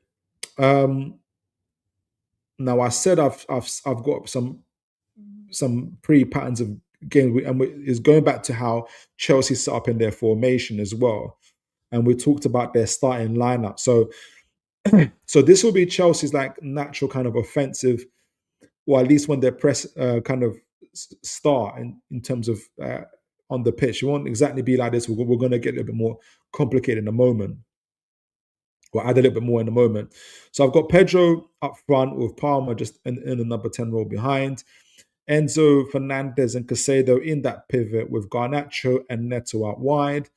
And across their back line was Cucurella, Fofana, Chalobah, and James. And obviously, you're going to see how those we're going to see how those dynamics change as well. So you can see obviously the 2 8s in Casado and Fernandez pushing up into those areas. You would, and obviously you can see the two wide players in Garnacho and Neto holding their line. What you'll see a little bit later on is Cucurella and James pushing up and inverting, and you're going to see either Garnacho and Neto inverting as well, and Casado and Fernandez staying out wide, or the other way around. And that's how they keep rotating. That's how they keep being dynamic, and it makes it very, very hard to man mark as well. And Spain, and actually also Chelsea to add, Chelsea do have a man marking system as well. So this is what I mean in terms of inverting. So Garnacho, you're going to see Garnacho. It's almost it gets into a 4-3-3 type of formation when they do attack as well. You see Garnacho inverting like this with Neto as well, surrounded Pedro, making sure he's got support with Palmer, Fernandez, and Casado in and around them. Then you'll see the fullbacks pushing up like this, as we saw earlier, with Cucurella and Reece James, both of them exceptional on the ball, exceptional at crossing and through balls and touches. They're going to be really, really important as well. They'll also add width, but you'll also see Cucurella at times even floating into the box as well, and adding those type of overloads on the wings in these type of areas. So it's going to be really, really important that for the likes of Tonali, for instance, if Chelsea had the ball, where is the ball here? Why can I not see it? Here we go. So if Chelsea have the ball in these type of areas, say for we start on the left hand side here, Chelsea's main prerogative is going to be to try and create overloads, but also to be able to be in position where they can sustain possession. So even if Correa loses the ball, you've got Casado there picking it up. Palmer there was also in these type of positions here. So you see Garnacho also has the ability to pick up the ball out wide and drive either across the box or cutting on the sides like this and out wide and do cutbacks or crosses into the area as well. So tonight, and because they rotate between themselves, because sometimes you'll have Palmer going in like this, Garnacho going out wide, or Garnacho out here, Cucurella out here, and Palmer going out like this. They're super, super so hard to. They're players that are really, really hard to man mark. So it'll be interesting to see what Eddie Howe employs. Is he going to set up a situation where we're marking the space or marking the man? Either way, you're going to see positions where Garnacho is one-on-one with Miley. And I thought Miley one-on-one with Traore, for instance, in the last game was really, really good. He gets down really, really low in these type of one-on-one situations. And he makes himself very difficult to get past. So even if Garnacho tries to accelerate, try to get past, Miley does have the the acceleration and the ability and those long limbs to be able to win the ball back. That was quite impressive. Having said that, um, when these type of situations still come, he's still going to need support. Murphy's going to have to do more than what he did in those first 5 minutes and be able to support Miley and make sure that he doesn't leave Miley by himself all the time, because what could happen is, like as it did in the Fulham game, is, oh, stop doing that. Take away Palmer. As in the Fulham game, he could find himself outnumbered and not knowing whether, if Murphy falls asleep here and Palmer comes out wide here, Miley's going to be in two minds. Do I stay with Palmer and let Garnacho continue to drive on, where he could get a shot or get a deadly cross in, or do I go out to Garnacho but then risk him getting the ball in behind me, or over to Palmer, who's dangerous anywhere across the pitch, and stretch Palmer and allow the likes of Correa to fill in these gaps as well. So all of that could be cut out so long as Murphy is able to get back quick enough. And if he is, can he win the ball back as well? So the other alternative, though, is obviously Tonali being aware of those as well. But then they have to be very, very careful for the likes of Cucurella. If Tonali leaves Cucurella, as I mentioned, has got that Grimaldo role, like for Leverkusen, he just floats around. So Cucurella will be looking for the opportunity where he could be behind Tonali's back, because Tonali is going to be trying to make sure that Miley isn't by himself. If Murphy is, for instance, still lagging behind, Tonali will be picking up these areas. Cucurella will be trying to invert and get into the spaces in behind, or even Casado, really.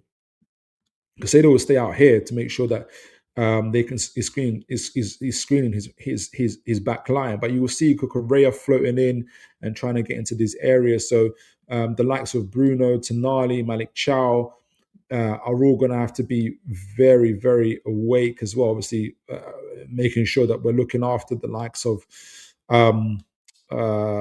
Pedro as well, and making sure that those guys aren't allowed to just float into our goal either. Big up to Registered Kev. Good to see you. Big up to you. God bless you, sir.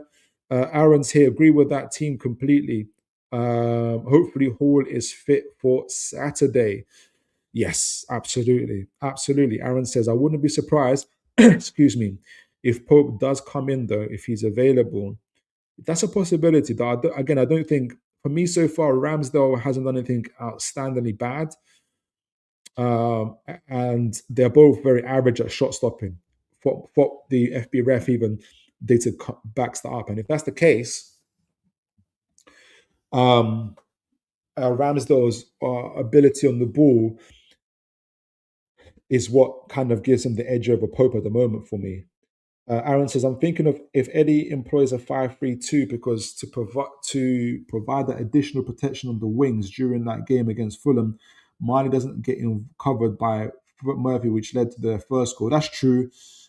That could be a thing as well. That could be something he does, to be honest. That could be something he does. I'm just thinking about how would that impact us going forward. Let me know what your lineup will be for 5-3-2. I'll be keen to hear that.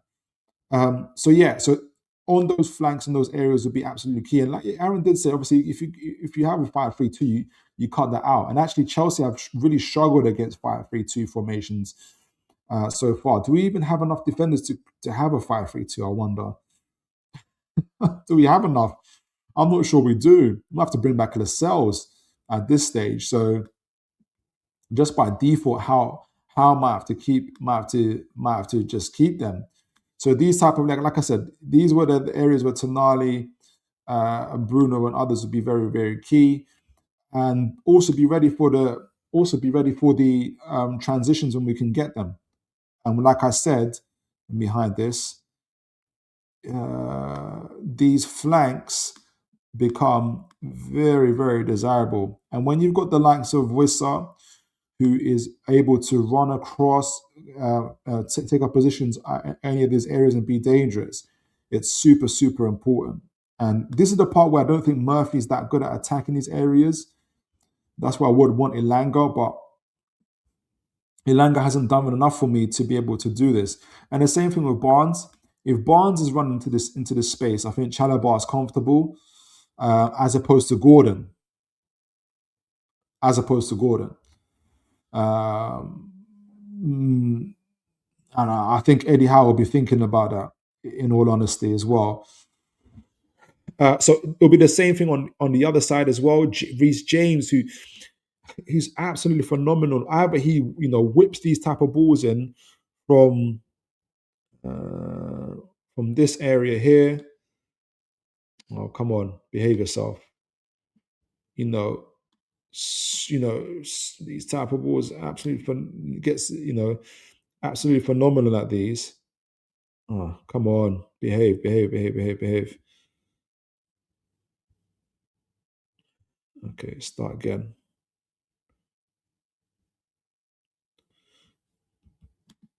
Okay.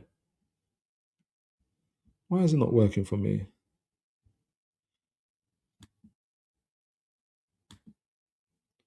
Ah, you saw it there first time. I don't know why it's not working now. Whatever, man. I'm sure I'm doing something wrong. Anyway, so Reece James is absolutely phenomenal, kind of whipping these, gosh, whipping these balls in, even from the standing position here. But again, in the likes of Neto, we're trying to create these overloads here with his pace, or Neto will be out wide, and Reece James is again deadly in these central positions, either putting these through balls in or even delivering really decent crosses over the top like that, where you have the likes of Pedro, who's really good in the air, trying to get in on the end of those. Palmer coming in, Correa, how they flood these areas of the box is really, really good. So Newcastle are going to have to be really structurally sound in order to be able to stop Chelsea and keep them out in that area as well. But also be ready and willing to break. And that's the thing. That's my only thing, is that if we break, Murphy and Barnes aren't the guys for me. That's my only problem with it. That's my only problem with it. I don't trust them in those areas. Trust is a heavy word, but maybe I would prefer the pace of Elanga and Gordon. But like I said, they're just not doing enough to deserve to start, isn't it? And that's where we're at with them. So, all right. So, where is my? I wanted to show. So, as we mentioned, Chelsea are vulnerable to these counter positions as well. Well, let me just double check, guys.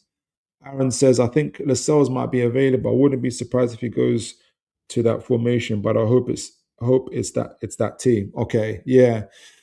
Was Lascelles even on the bench for Fulham? That's the question, because I know Craig Cove's article was saying that Lascelles could leave in January as well because of game time, which is fair enough. But yeah, so this is this is where Chelsea are vulnerable. They're willing to take those risks. It's paid for it's paid off for them.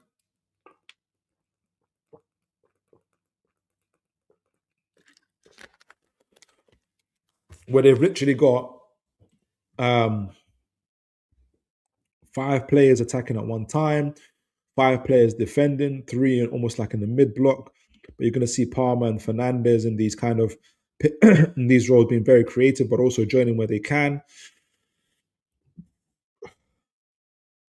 So if Newcastle come back and defend, how do they come back and defend? Where you know, obviously you'll assume Ramsey will be here with Hall on James, Ramsey on Neto, Shaw kind of looking out for Pedro and Chow in the middle here, watching the runs of Garnacho where Tonali will be, and Marley out wide of Cucurella. You can't defend every part of the pitch straight away, but if you can imagine for instance, Chelsea are attacking from this right hand side with Reece James and Neto and Fernandez trying to create these type of overloads and get into behind. You'll see Fernandez trying to support, and Barnes is going to be crucial in marking him there, or Ramsey is going to be crucial in following the runs. Depends how they want to do it. Would it be like that? They're probably sharing roles either way. My main thing is how do we break? Wiss is clever. He's gonna get him over to the. He's gonna get himself either onto this other side or stay central and uh, wait for the ball to break and get himself on it. But again, Wissa's got good as like acceleration, but he doesn't have like running power that a Gordon does, that a Elanga does. And I keep on coming back to those players. Like I said, they were awful against Sunderland. They were awful against Sunderland. But if you want to attack these areas and be a concern to Fofana and be a concern to Chalobah, the best guys for the job, whether we like it or not, at this stage, is Elanga and Murphy. The question is, are they going to attack in the first place? And that's the problem. And Gordon's here, Barnes, like that. Because I trust ball. So should Hall win the ball back, right? Gordon gets on his bike. Chalobah has to go across. Fofana has to go across. Caicedo will be running back, trying to keep up with the likes of Elanga and Wissa. There's the problem straight away. You can already see the problem straight away for Chelsea, where you got this level of pace. They're going to be going back on themselves like that into these danger zones. But if the men in those positions are Barnes, now Barnes is no slow coach, right? But he's not Gordon. And Murphy, he's got good pace, but he'll be fine. Caicedo will be fine. And if we can't harm them, you're going to see the Chelsea defenders be even more. You're going to see Chelsea stay in our half even more. They're going to be trying to press us and keep us in there because they'll know that we can't hurt them as much. So that's my main concern. And I think Eddie Howe will be thinking about that. And he'd really have to shake up Gordon and Elanga and say to them, boys, we whatever it is that's held you back against Sunderland, it can't hold you back against Chelsea. And do they deserve to play? Murphy and Barnes were an improvement against Fulham. But Murphy and Barnes, they lack this main thing here in these type of positions for us to be able to hurt them. Murphy and Barnes' pace keep Chelsea honest. They have to worry because they can't be as high up the pitch. That's my concern. That's my concern. I know it'll be a bit controversial playing them, but I don't know. Aaron says he wasn't for Fulham, but reports were he's been available. That's Lascelles. Thanks for that, Aaron. Big Preach. And hopefully you play Chelsea in the final too. That'll be the final. That'll be a proper final. Oliver says, please don't bring I. Don't bring I? Who's I? Oh, bring Elanga. But tell me what the alternative is, because the alternative is Murphy, obviously, but I don't know, man. Murphy's so one dynamic. But at the same time, Miley could help with that, to be honest. Miley might be the answer to that with his pass and his ability to invert. But that's only one part of the phase of play, isn't it? There's other phases of play that we can hurt Chelsea. So that's Chelsea being vulnerable. All right. So Chelsea, this is from Chelsea love to also press from the center. So when we're playing out from the back, right, we love to split our defenders. You'll see Shaw here, you'll see Chow here. You're going to see Miley pushing up. You're going to see Hall pushing up in these areas. You're probably going to see Bruno Gomes dropping in as the main person here. Tonali slightly in the staggered spaces. Tonali slightly further up. Ramsey a little bit further up. And depending where Wissa wants to be, Wissa really wants to be here. He doesn't want to spend too much time here, kind of in these type of areas. But this is the part that Chelsea really love to do. So they'll create this type of situation where Bruno, for instance, looks like he's free, but they want to be able to set these type of traps. So Ramsdale gets it out to Bruno, and you see Caicedo trying to close him down quick time and win the ball that way and get it over to Pedro. right? Now, should that fail, the thing is, Casado's one of the best tacklers in the world, right? One of the best midfielders in the world, apparently. Chelsea will not hear that. He is one of the best midfielders in the world. It'll be, you could say, okay, Bruno Gomes is also one of the best press resistant players.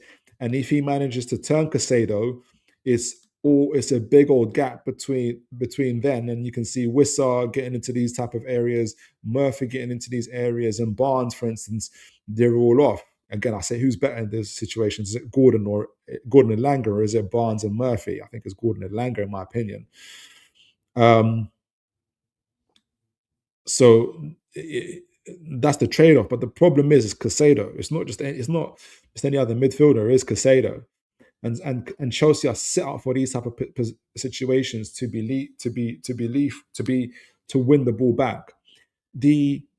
Some of the answers to this, though, and this is what Barcelona try to do, but unsuccessfully, is when a team is set up like this to try and win the ball centrally, is can we be clever with our movement? So if Casado is waiting for Bruno and is following Bruno, because there's a lot of man-to-man marking here as well. There'll be a lot of man-to-man marking. That's a big thing for Chelsea to do. So sometimes it's slight movement. If Tonali moves to this area, Palmer follows him. Bruno goes to this area. Casado follows him. Then you got a big old gap here in the middle, which Wissa can come in. He won't like to do it too much, but get the ball in centrally before Fofana gets in and turn and get the ball off to Murphy, and then you got a foot race of Murphy and Correa. Again, who would you prefer to be in the? No, Murphy's still quick. He might get himself in these positions, but who would you prefer, Murphy or Elanga? Now I can tell some people are already saying Murphy.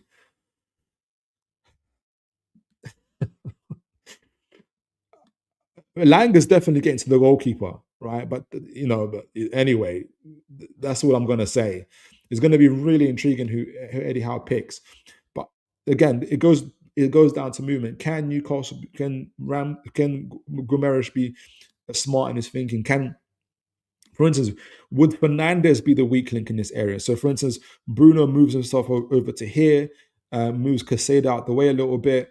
Wissa's a little bit more clever. His movement stays up as well, keeps Fofana honest, and creates a gap here for Ramsey or Joelinton, whoever plays. It'll be interesting to see how Pedro tries to close down Ramsdale. Does he do it from that angle? Does he do it from this angle? Or does he try to block it off and leave the space centrally? But if Pedro's tries to close it down from this angle, and Guimaraes moves over to this side, a gap is created. I still fancy Ramsey to be able to get past Fernandes. I do think in this press, when you do this one-to-one press, if you're you are Newcastle, but if being Newcastle, I think the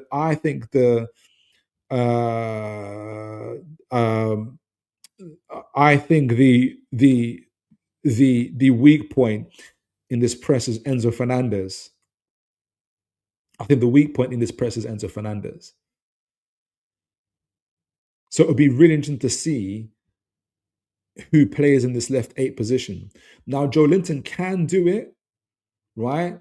He's bigger, he's stronger. Fernandez isn't going to push him off if Joelinton plays, but he hasn't got the same turn as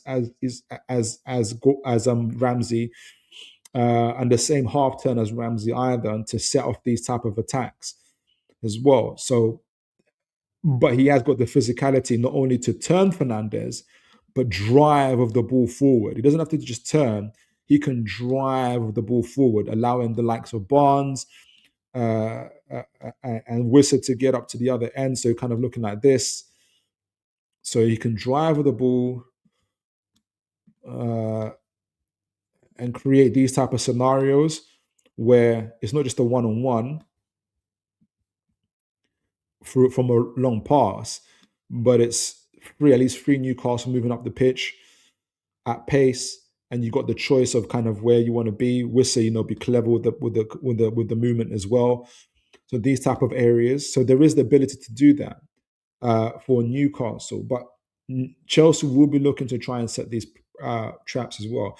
I do think the more we talk about this is who wins the press in terms of who wins the intensity in the final third is going to be is going to be the person who controls the game. We too will be pressing Chelsea. Make no doubts about it. I forgot to even set that up. I'll set that up in a moment. Let's see if there's anyone in the chat. We too will be pressing Chelsea. Oliver says, I saw Elanga with against Fulham. Bloke didn't attack his fullback, just comes inside all the time. And that's the thing, Oliver. You're absolutely right. I say it with hesitancy, and if anything, I'm speaking about Elanga and a little bit less to an extent about Gordon as the idea of Elanga of having who has the pace and can drive into space. That's the idea. However, the idea has not been delivering as the idea. And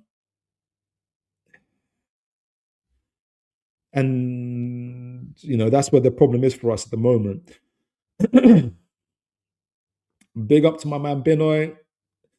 He has recently joined the Toon Tactics family, and you'll see a lot of posts on my X account that's coming from him.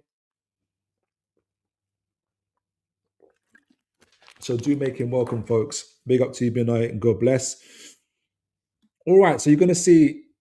I want to see this last bit before we kind of do the conclusion. I want to get and do send in your predictions now, guys. Whilst I'm doing this, send in your predictions, send in your predictions, send in your predictions. So I haven't seen Newcastle when Newcastle attack. Oh, by the way, I did say though as well. Yeah, so Ramsdale actually, I didn't mention this, but Ramsdale will be key. His passing ability, if you noticed, I kept on saying from Ramsdale's point of view. So Ramsdale's distributions will be key. So I do still think that's why Ramsdale plays over Pope. I'll be surprised to see Pope. But Chelsea will also be having to play out from the back as well. They're going to be doing that as well. They don't mind going forward, to be honest, but they're going to be quite key in going out, playing out from the back. And we were really, really good in our press against Fulham. We were very active in our press against Fulham. And Pedro's very key for Chelsea in the way that he's able to hold. It's not going to be Jorgensen, it's going to be Sanchez, isn't it? Sanchez. The way Pedro drops in sometimes and collects the ball, really, really good, really strong. This battle between Chow and Pedro, I think, will be key as well. But their main thing is, can they get the ball out in a controlled manner and get Neto hitting these wide flanks, going out the likes of Hall, going out the likes of Shaw and hurting us on the break. It's been absolutely instrumental for Chelsea in these type of positions. And no matter what I say about Fernandes' physicality, his ability on the ball is superb. And so we have to be aware of that as well, and not to mention Palmer. So how Chelsea choose to play out from the back is going to be very, very crucial. And it almost doesn't matter which side Wissa break forces it.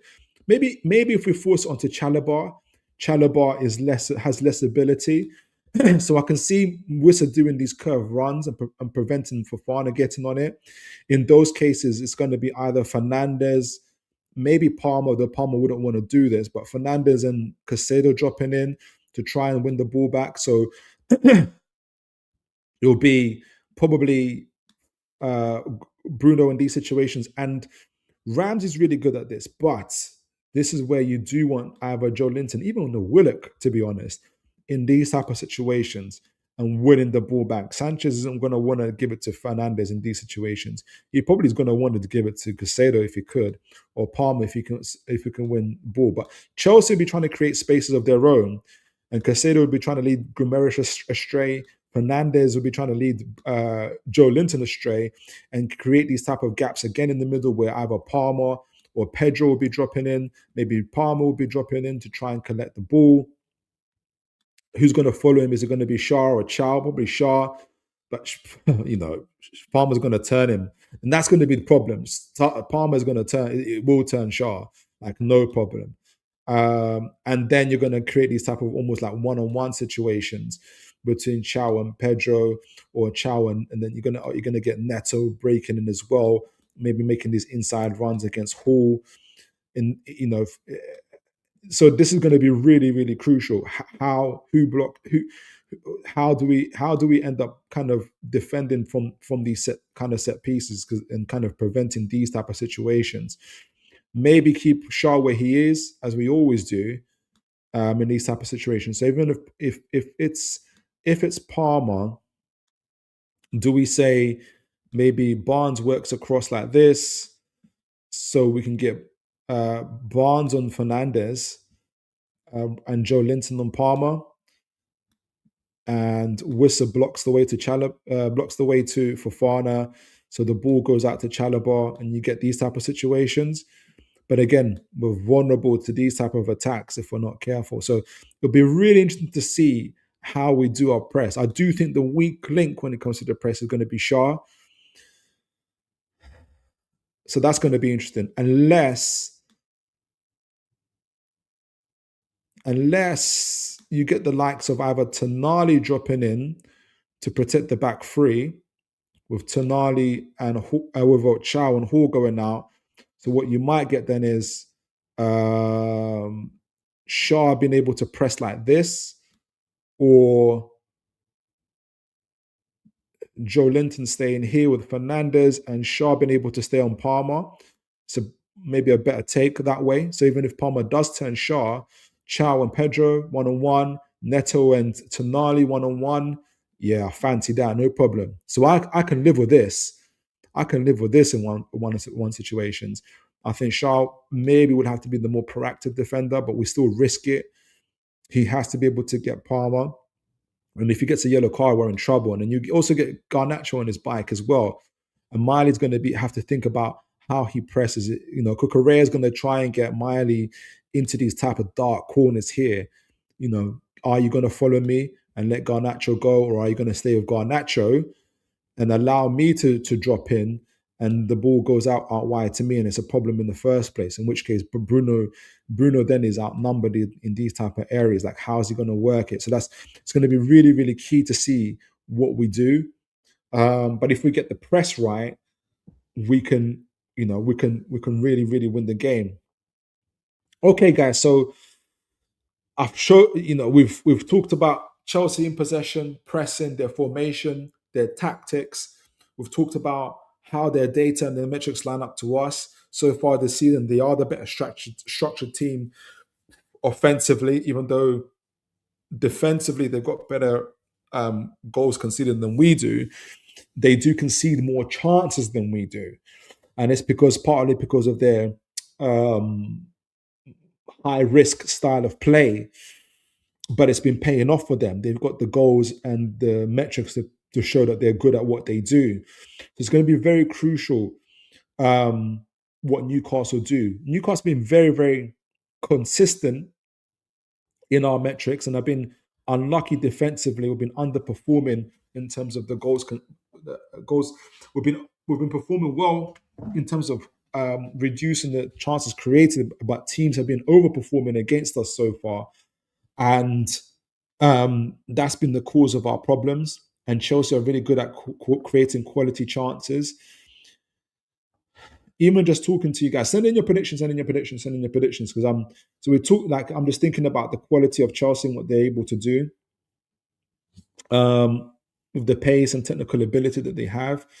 It'll be interesting to see how Miley inverts as well, because what happened a lot was Miley would invert, because this could be another way where Miley inverts, Chow goes out, where he's kind of been out. Chow doesn't mind to be out in these wide areas as well, and follow Garnacho. Shaw stays where he is, a little bit further behind than the rest of Tonali, following in. But Miley and Pedro, one-on-one battles, that could be really, really good, and joining in. But Chelsea are going to try and create havoc by kind of dropping in deeper and then kind of hitting these balls on the break where they can, and kind of these through balls on the break. So our press has to be committed. Like, we have to really impress the fact that we're not here to play, really, in terms of our press. So we have to be really committed. Otherwise, Chelsea can really, really hurt us from the get-go in these type of situations. We can also hurt Chelsea. I'm just not sure what the personnel is going to be. It's probably will be Barnes and Murphy, but I think we sacrifice what we can do on the break if they don't play. Having said that, Wissa adds a lot through his ability to kind of his runs in the in behind, which creates space behind him as well. All right, so predictions. Aaron's gone for a 1-1 draw. Ah,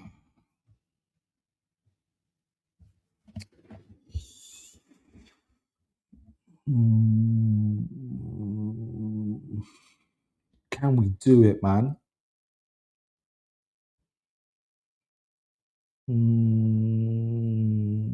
Can we do it? Technically, Chelsea are so good. They're very, very good. If they run out of ideas, their bench is thin, unlike ours.